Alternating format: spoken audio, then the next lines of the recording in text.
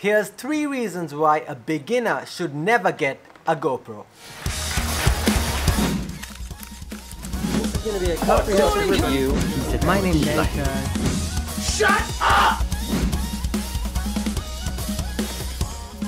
Oh, things are gonna get pretty serious. We're talking about cameras. The GoPro is an amazing camera. I'm just kidding. I cannot stress enough of how much I actually love the GoPro. But, and this is a big but, should you be buying one if this is your first camera? That's a good question, and I'm gonna tell you why you should not be buying a GoPro if it's your first camera. A few things you get straight out of the box when you buy your GoPro, and that is my first problem. You get a few things. I mean, come on, you're spending 65 grand, at least in Sri Lanka, 65 grand on a camera for the first time.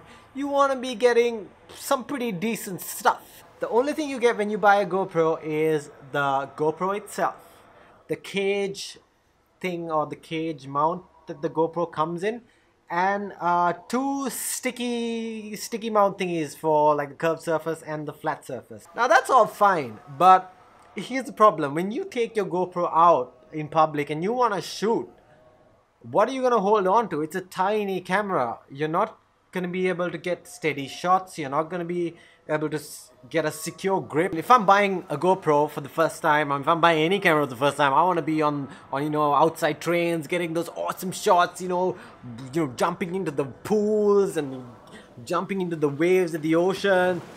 I'm not going to do that if I think I'm going to drop this thing. I've spent 65,000 rupees. I need something to hold on to it. But don't worry, GoPro has got you covered. They want you to go out there and buy that 3-way selfie stick thingy that costs another additional 6,000 rupees. What? I'm not gonna buy another thingamajig for another 6 grand. I just went out and bought this damn GoPro. You know, when I got myself this GoPro, I wanted to get the suction cup as well so I can stick it on top of my car. I wanted to get this amazing windy shot of this brilliant road in Mahi. I'm gonna call it the heart of Angua. When I went to the dealership and I was like, hey, do you have the suction cup for the GoPro? And they were like, yeah, of course. And they showed me the suction cup, and I asked them how much it was. And you know, I was expecting 3, 4, maybe 5,000 Sri Lankan rupees, and they were like, sir, it's 10,000 Sri Lankan rupees. And when they told me that it was just 10,000 rupees, I was pretending like, you know, oh, that's fine, I earn so much money, I can afford 10,000. But inside I was like, no. But I didn't have any choice, I needed to get the shot, so I went ahead and bought the suction cup. Moving on to reason number 2. I forgot if I didn't write this shit down, I would be in so much trouble. Oh yeah, I got it. Okay, so the second reason is the small screen.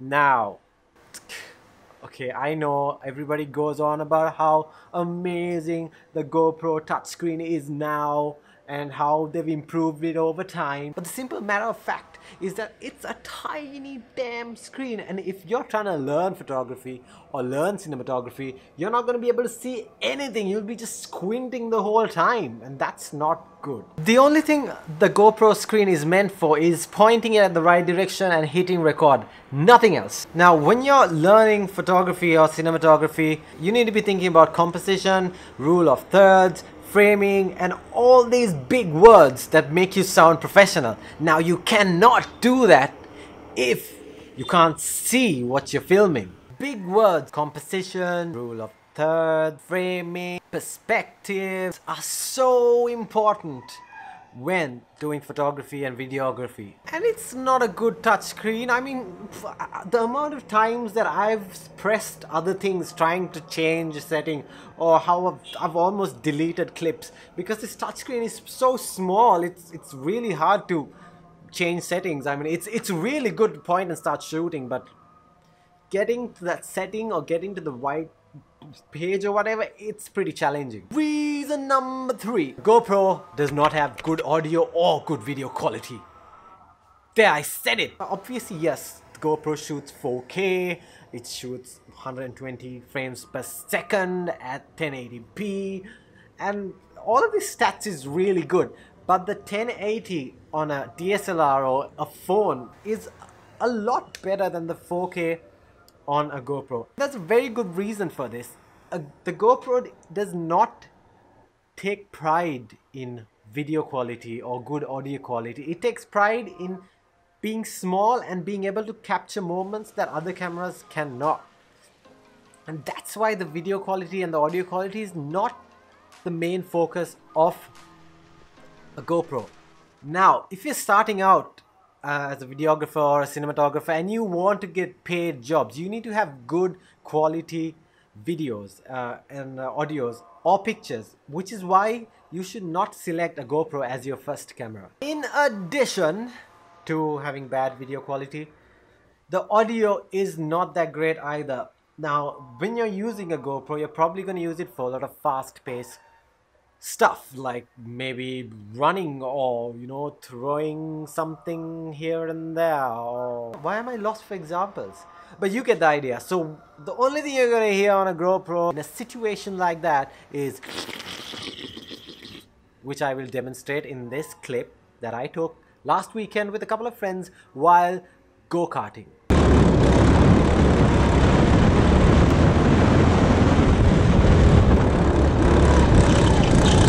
Now guys, I've had so much fun shooting with this GoPro. I've got so many shots that I would not have got without having this GoPro. For example, being on top of an elephant, or getting that amazing shot of the road by sticking it up on a car, or all these go-karting like first-person stuff that I got by sticking it on the top of my helmet.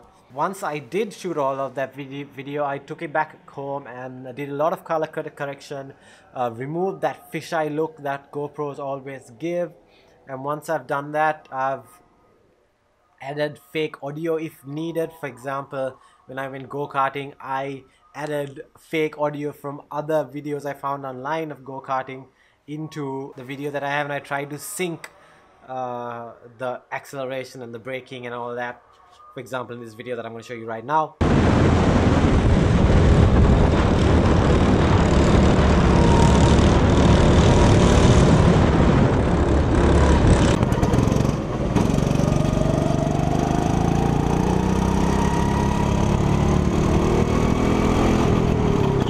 So if you know how to do all that, the GoPro is amazing. But if you don't, it should not be your first camera, because you're going to regret it and you're going to feel discouraged once you see that the GoPro does not offer that depth of field, and that the images are way too sharp and the colors are really dull. It's going to discourage you to pursue photography or cinematography, and that is why you should not get it as your first camera. Guys, it's 2018. You know what to do, and if you don't, subscribe karapanya ko. Also, check out all my other videos. I've done a bunch of travel vlogs. I don't know, maybe I might do a video on how to make GoPro footage cinematics, so stay tuned for that. Yeah, and that's it. Oh.